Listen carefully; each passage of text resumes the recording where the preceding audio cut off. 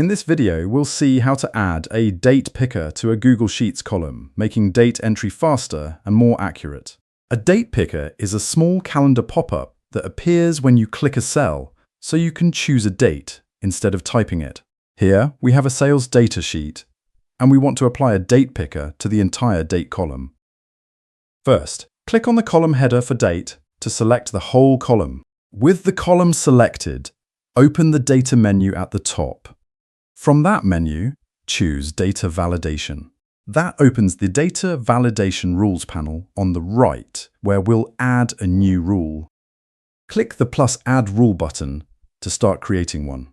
The rule already applies to the range B1 to B1000, which is our date column. Now open the Criteria drop-down, which currently says Drop Down. From the list of validation types, choose Is Valid Date. Then click the green Done button to save the rule.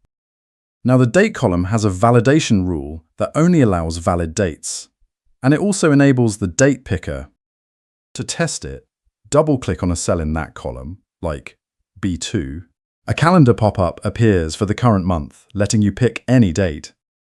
Click on a day, say the 11th, and the cell updates to that date. And that's it, your date column now has a handy date picker for quick and error-free entry. If you found this helpful, please hit the like button and subscribe for more Google Sheets tips. Thanks for watching, and I'll see you in the next one.